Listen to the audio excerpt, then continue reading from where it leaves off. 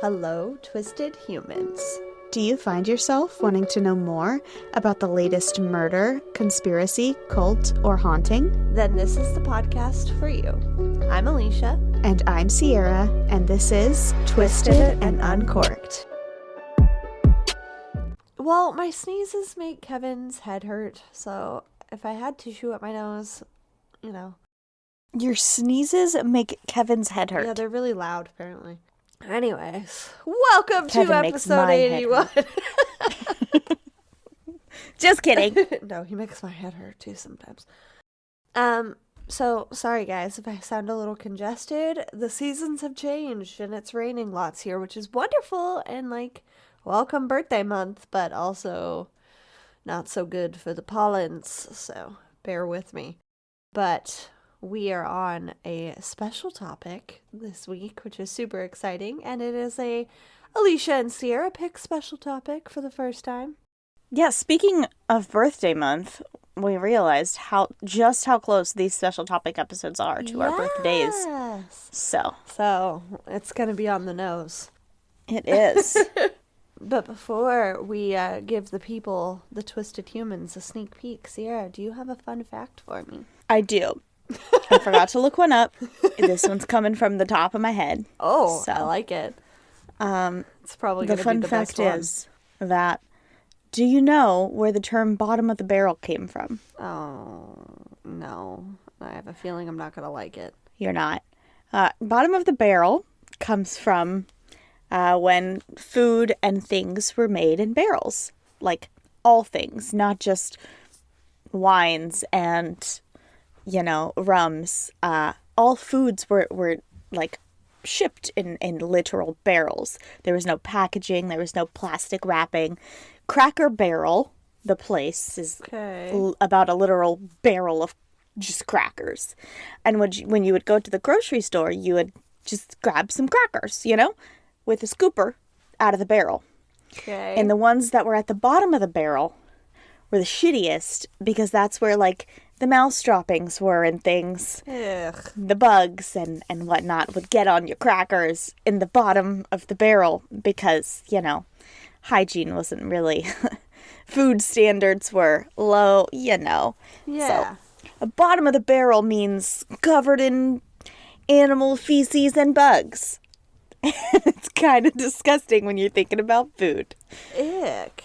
No kidding. Oh, I don't like that. You have a more fun fact? No, well, it's not necessarily more fun. I thought it was interesting, though. Okay. Mountain Dew used to be slang for moonshine. Oh, yeah. I think I did know that. Yeah, I didn't know that. Pretty cool. Yeah. And now it's probably about as good for you as moonshine. Mountain Dew is fucking delicious. It's the only pop, yes, I say pop, that I absolutely cannot resist. If I see a can or a bottle of Mountain Dew in someone's house and they offer it to me, yes. The answer is always yes. I cannot resist Mountain Dew. Love it. What's the one that you get at Taco Bell? The blue one. Baja Blast Mountain Dew. That's what I couldn't remember the name of it. Again, another thing we don't have in Canada that I have found.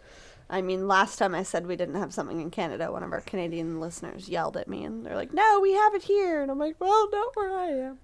I can't make all-encompassing statements, I guess.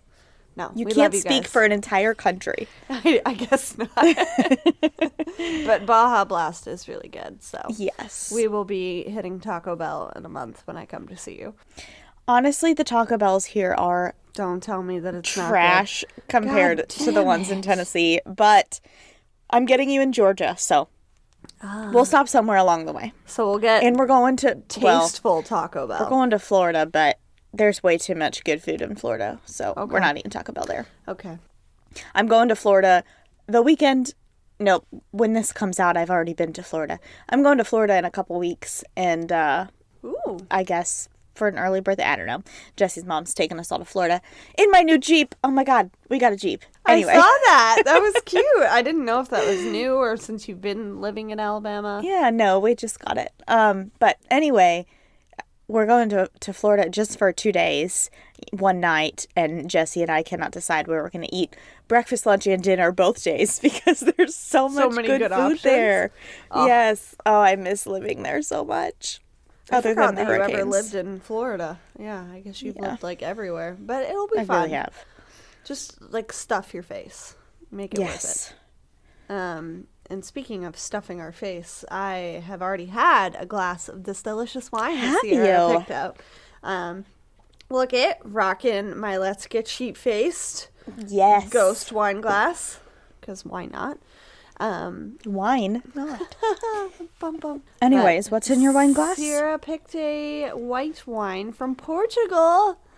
I got so excited when I saw it. So we're drinking Castle Garcia Vinho Verde, which is a white wine that presents a citrus green wine color and clear appearance. It's smooth and fresh and delicate and fruity and young and balanced is what it says. And it is from Minho in Portugal. So I am loving it. The wine of my people. It is a white wine that I think you would like. That's for sure. It's not my cup of tea. I know. I didn't think it was going to be. It's not my glass of wine. It's good. It's just not the flavors I usually go for. What would you rate this one? For me, I'm going to give it probably a 7. It's just It's not bad. It's just Yeah, that's fair. I'm going to give it an 8. Mine says that it is the most sold Vino, is that how you say it? Vinho Verde wine brand in Portugal. And there's also a little fun fact on the back. It says, tell us. Did you know that Castle Garcia was first launched in 1939 by Roberto Guedes, who lived from 1889 to 1966, father and grandfather of the generations who presently run the winery. Oh. The Japanese Postal Services created a special edition of a stamp with the Castle Garcia label. You can contact directly our winemaker and learn more about our wine, blah, blah, blah. Do you guys have a favorite wine? Please let us know. Especially if it's a varietal that we've never done before, because that's always fun. If you have a favorite Chardonnay, please let us know also, because I feel like we've literally only done one Chardonnay in our 80 episodes. It also needs to be unoaked. But it's because... No pressure. Right. It's because we don't like it. No, so like the butteriness. Find us one that's good. Thanks. Yeah. Which leads me perfectly into this week's episode. But first, we are going to hear a quick promo from Crimes and Closets. And we will be right back. Okay, so I'm going to jump right in. So, like we hinted at earlier, we picked this round's special topic. And like Sierra said, it is so close to the releases of our birthdays, each other's episodes, that we decided to do something to do with our names or our birth dates or our birth year or something in that mix. So like birthday crimes, but not really birthday crimes. We know we're morbid, but again, these special topics allow us to touch on stories that we might not otherwise get to on regular episode categories. So it's kind of an opportunity too. I'm really interested to see what you're going to relate my birthday to. I'm a little nervous. This beautiful, sweet soul was murdered by 2 of her classmates on September 22nd, 2006. It's tragic, it's senseless, and it's so scary that 2 people like this can exist. And beyond that, find each other and be friends. Yeah. So without further ado, let's dive in. Cassie was born on December 21st, 1989 in Pocatello, Idaho. It was seen as a safe town and certainly not one where a brutal murder would take place. Cassie and her brothers and sisters were mostly raised by her grandparents, but her parents were still in the picture. And in my notes, I couldn't really find a clear answer as to why that was, but families are complicated, so. Yeah. Cassie was very artistic. She was very much into drawing, music, and acting. She really loved anything in the creative realm. Her brother described her as headstrong and kind, and even though he was only a year younger than her, he said that he really looked up to his older sister. She was a straight-A student. She played soccer. She was beautiful, kind, and smart. The whole package. At the time of her murder, she had been dating Matt Beckham for 5 months, and 2 of her boyfriend's friends, Brian Draper and Tori Adamczyk, were kind of acquaintances to her. They were friendly with each other, but they weren't close by any means. As somebody whose first boyfriend had a lot of guy friends that I was, constantly surrounded by, I get this. I get this little group scenario. It's like you know each other, but you're like, I also just want to spend time with my boyfriend. Get out of here. Especially when you're 16. So his Brian Draper was adopted. He always felt like a loser, an outcast, which as a child is really sad, but does not excuse his heinous actions at the age of 16. He also had a huge crush on Cassie, but obviously she was dating his friend Matt. And I can imagine that when you're a pretty girl and you kind of know that your boyfriend's friend likes you, it also just makes it weird. Tori had a pretty normal upbringing, and by all accounts, he was close with his family, but nothing too crazy in his life, and the 2 of them were each other's closest friends in high school. Together, they would watch movies all the time and consider themselves buffs. It was their way of escaping from their world. Because the 2 of them were such film buffs, they filmed everything themselves, including their very transparent thoughts and dreams about killing someone. That's so dumb and weird and wrong, and it reminds me of all these murderers who end up having journals. Like, you're so dumb. That's how you know something is wrong with you, that you think it's okay to record these things. Your brain is not right. Something is amiss, sir. Yeah. But we're going to read some transcripts. You're going to see just how dumb these 2 are. But they dreamed of killing many people, in fact. And they had tried on more than one occasion to kill other classmates of them, but they had to back out when that classmate wasn't home alone or their parents would suddenly show up. They idolized killers, both in real life and in movies, and related too much to them. They wrote gruesome scripts to go along with this movie they were creating, and talked about killing people openly at school. And if anyone did kind of side-eye it, they were just talking about their script. Because they filmed everything, though, transcripts of these videos were used in their eventual court date. They may as well shouted from their rooftops their confessions, because all of them were played. Just to give you an idea of the truly disturbed idiots that we are dealing with, I am going to read you some of these transcripts. And there are also videos to go with these of them driving around and saying these things, but I don't want to give them a wider audience than they think that they already have. So I'm going to read it. Yeah. So, September 21st, 2006, 8:36 p.m. Brian and Tori are in a car. Tori is driving, and Brian is filming from the passenger seat. Brian, quote, "We found our victim, and it's sad as it may be. She's our friend. But you know what? We all have to make sacrifices. Our first victim is going to be Cassie Stoddart and her friends." Tori, "God, turn your bright lights off, asshole." Brian, "We'll let you." Laughs. "Find out if she has friends over, that is. Or if she's going to be alone in a big dark house in the middle of nowhere." Laughs. "How perfect can you get? I mean, holy shit, dude." Tori, "I'm getting horny just thinking about it." Brian, "Hell yeah. So we're going to fucking kill her and her friends, and we're going to keep moving. I heard some news about the name was left out, where the court transcripts changed it to Jane Doe 1, which was one of the people on their kill list. That she's going to be home alone from 6 to 7. So we might kill her and then drive over to Cassie's thing and scare the shit out of them and kill them one by one. Hell yeah. Tori, why one by one? Why can't it just be a slaughterhouse? Brian, 2 by 2, 3 by 3, because we got to keep it classy. What? It literally sounds like a fucking movie. I just... Like, these guys were not living in their right minds. They thought they were in a fucking movie. Yeah.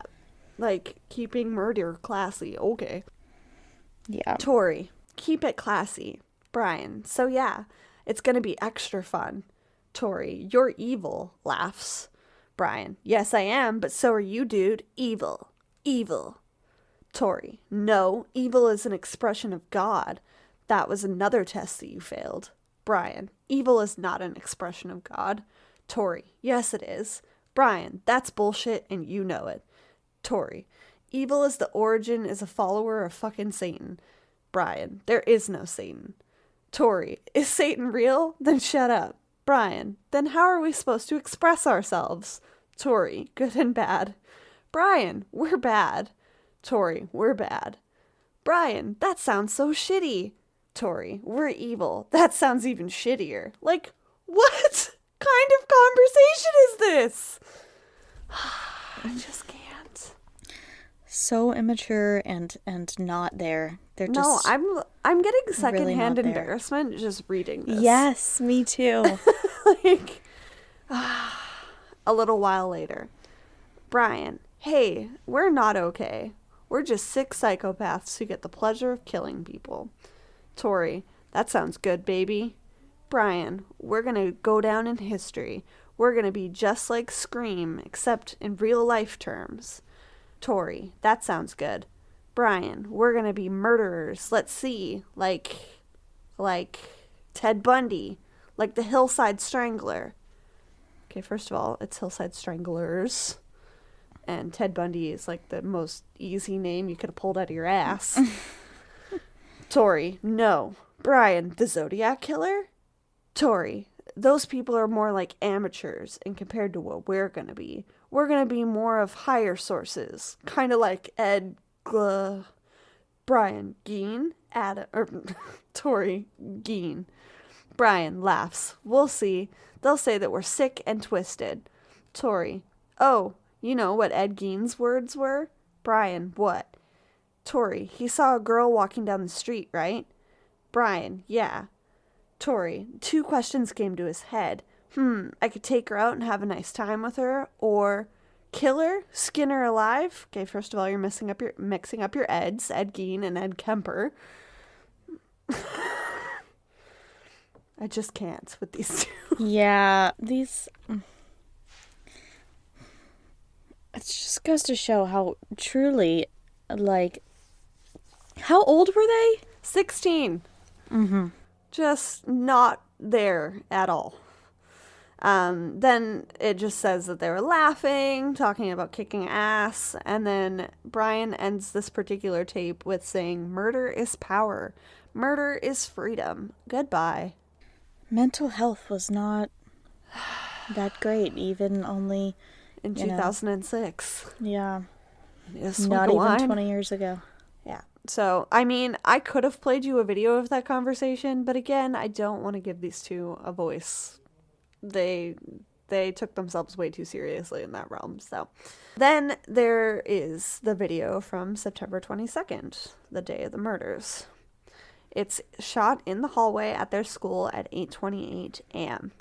Brian Draper is walking down the school hallway, and he's talking to somebody that appears to be walking with him, which it's assumed to be Tori. Then he walks by the lockers where Cassie is at her locker. Brian, hey, look, it's Cassie. Hello, Cassie. Cassie, hello. Brian laughs. I'm getting you on tape. Okay, say hi, please.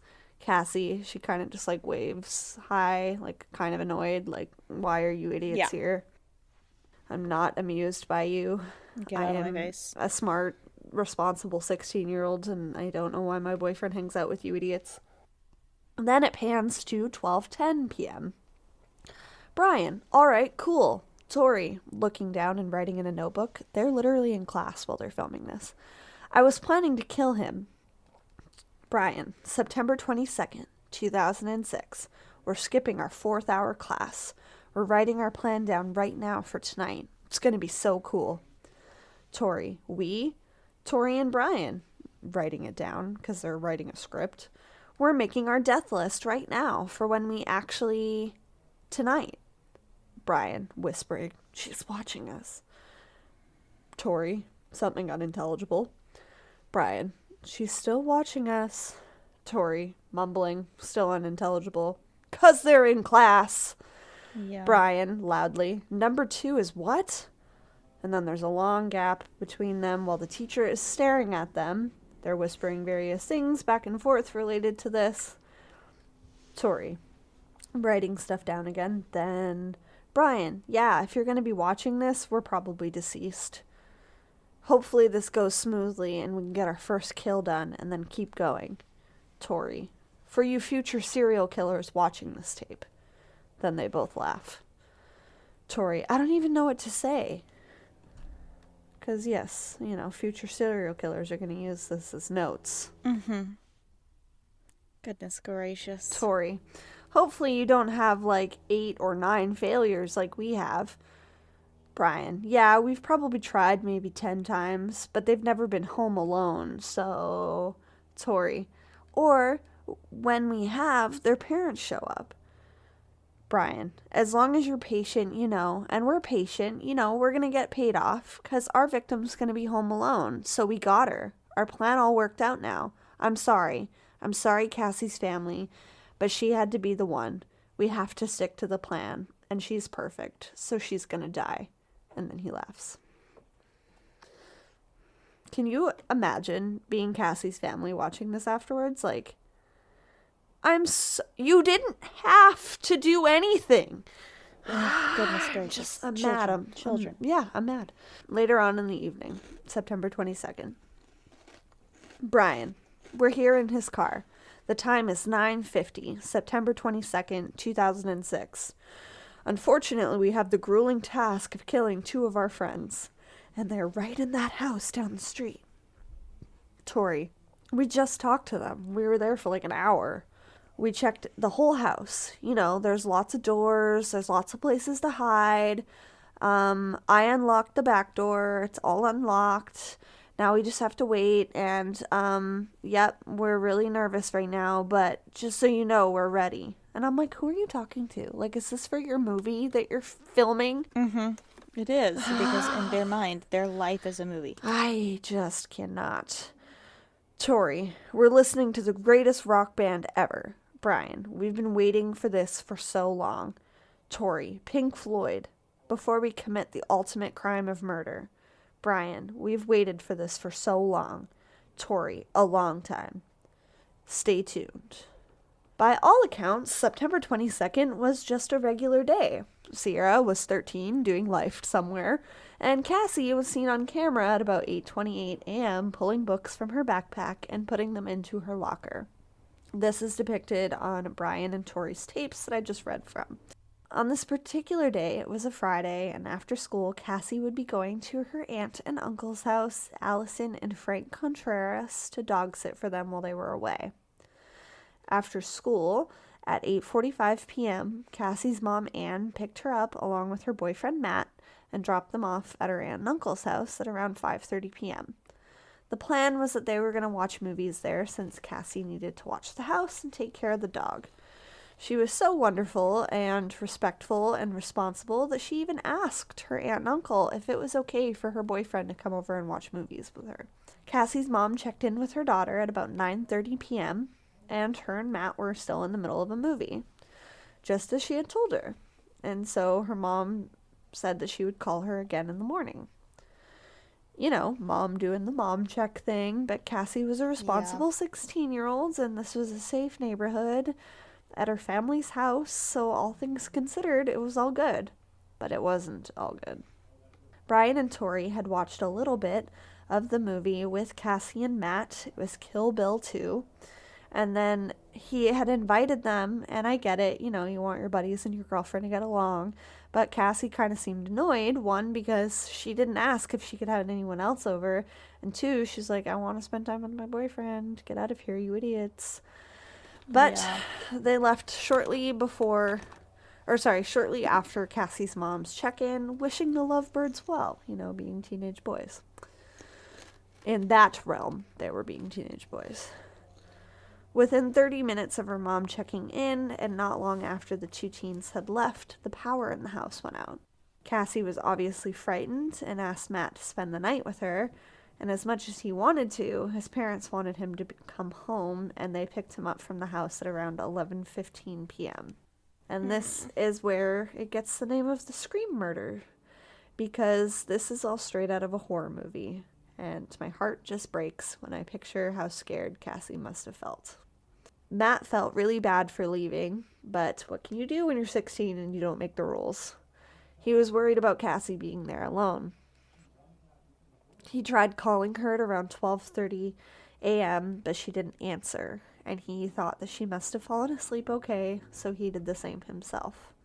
Brian and Tori had come back through the basement door that they had unlocked earlier, made some noise in the basement, and turned the lights back on. They were hoping that this would draw Cassie downstairs to investigate, you know, like what happens in movies. Yeah. When she didn't come downstairs, though, Tori went charging up the stairs and started stabbing at Cassie. She was stabbed by the boys over 30 times. The next morning, September 23rd, Cassie's 13-year-old cousin, followed by her aunt and uncle, arrived home and walked into the living room to find Cassie laying in a pool of her own blood. Oh. From looking at the scene, it was clear that Cassie had put up an extreme fight. She had fought for her life. Investigators couldn't find the knife that had been used to stab Cassie, and no one saw any signs of forced entry. There was also no clear motive. Cassie was really well liked. Puzzled by a brief power outage, investigators took fingerprints from the fuse box in the basement, and they found a clear set that matched Cassie's mother's boyfriend. But he had an alibi for the night of the murder and said that his prints were found on the box because he had done some work at the house in the past. He was an electrician. Mm-hmm. Checks out. Detectives also looked at Matt as a possible suspect, who had been the last person to see Cassie alive. As we have said in the past, you never know how you're going to react to somebody dying. However, investigators were side-eyeing him a little bit with how little emotion he seemed to show at the news of her murder. They issued a polygraph, but he passed, and after talking to Matt, they learned that Brian and Tori had also been there the night before. Passed is a big deal, too, so. Yeah. Some people fail when they're not lying. Yeah, because they're just nervous as shit. Yeah.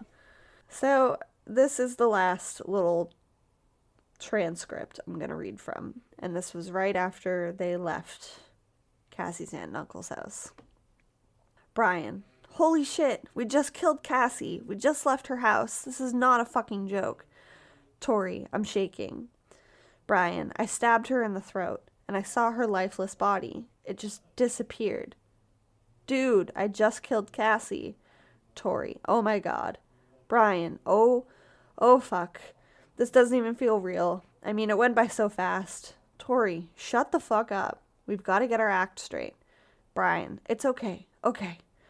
We'll just buy movie tickets now. Tori: okay. Something unintelligible. Something unintelligible. Brian: no.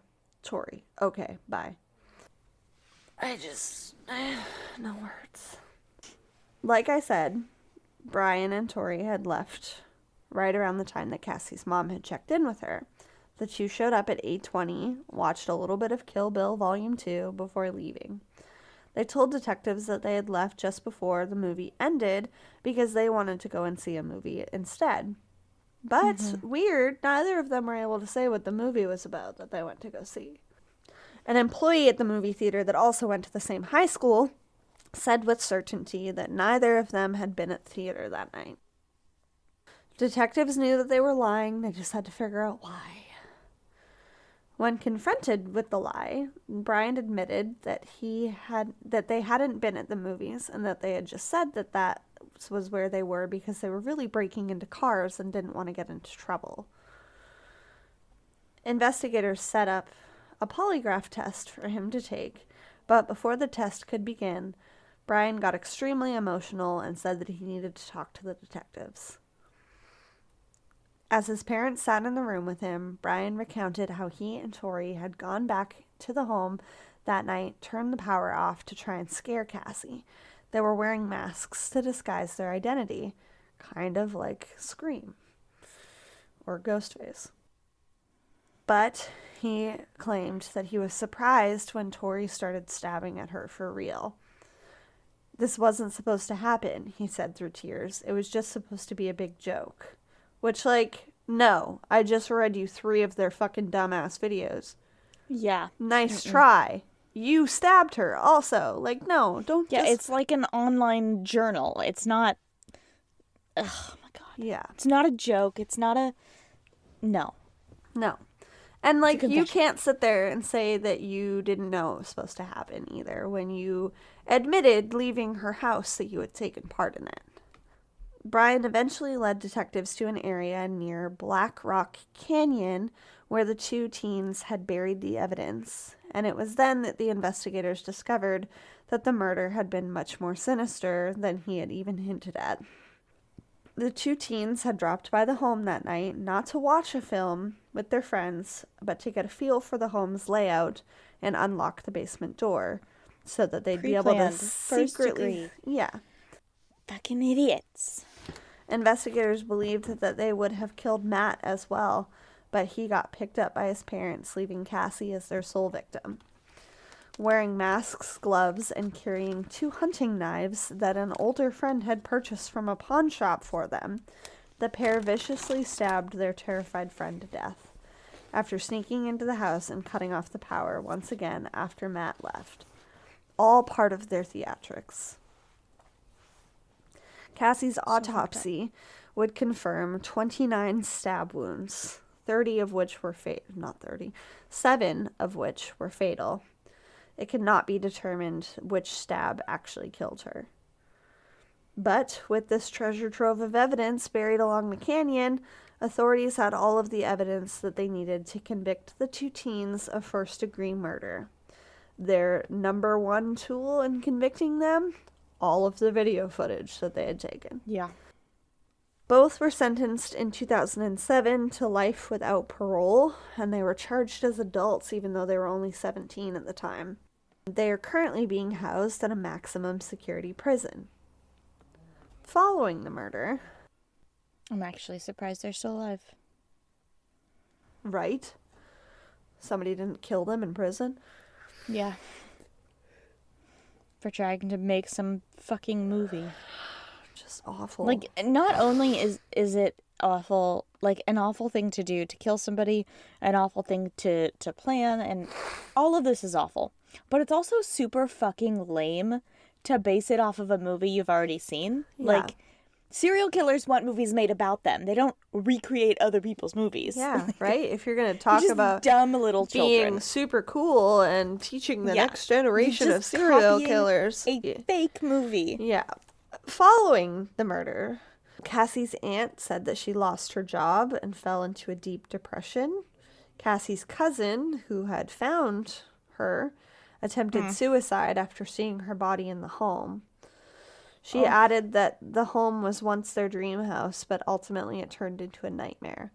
And eventually they did try to sell it, but they never got any offers, considering the brutal murder that had occurred there.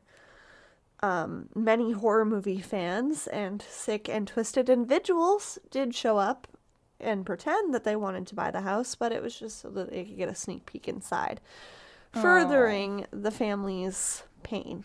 Each family member stated that they had also experienced something unexplained in the house following the death as well. So they believe that Cassie is kind of still with them in some way or another. Even though it's impossible to make sense of such a horrific act. And this is where life gets a little more maddening. As of 2015, Tory is trying to get a new trial, stating that he didn't get a fair trial and that all of the evidence should have not been played for the jurors. Why? I don't think he's going to get a new trial, but that's how far removed these assholes are. Yeah. Sorry, you thought that that shouldn't have been played? Like, that's your confession. Everyone who is convicted of life has their appeals. Like, let them appeal. It's fine. It's not going to get approved, but whatever. You can try. That's your right to try. I guess. And just a quick ending, Scream is a great movie. We covered it on a Patreon recap and discussion last October. It's a classic in the horror movie regime. However, it should not be used to inspire murder. And I just want to say that these two were going to kill somebody no matter what. Movies just nurtured what was already in there, and having a fascination with this stuff doesn't mean that you're a killer. Plotting murder, though, openly on video does. And I just want to say that because of the whole West Memphis 3 thing, because they liked rock music and horror movies, they were pinned as being it's killers. Like when people say that Grand Theft Auto makes people killers. Yeah. Of the hundreds of thousands of people who play video games, a very small percentage of them become killers. They were going to be killers whether or not the video games, the music, the movies were there. Exactly. So I just wanted to end on that because it's not the Scream franchise's fault that these two were inspired to recreate their own version of it. Not Wes Craven's fault. But Sierra, is today a better day than it was in 2006? It kind of is for most people. For some, they're not going to be real happy.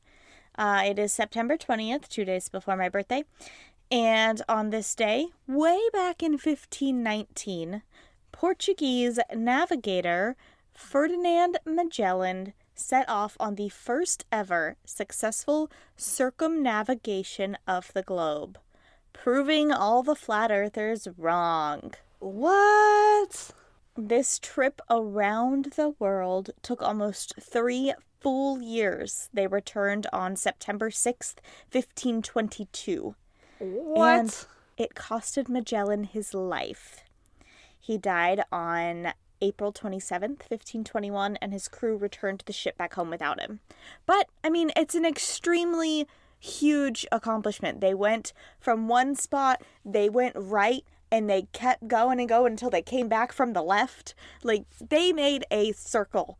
The world is round, people. I mean, if you're gonna go out, at least go out with a bang. So. Right. Wow, that's crazy. Pretty interesting. No kidding. Yeah. Well, thank you guys so much for listening. Hope I didn't bum you out too much here. If you're gonna go and watch the new Scream movie, let us know. Your thoughts on it. It's yeah, out we're gonna now. watch It's it not eventually. in theaters, right? Yeah.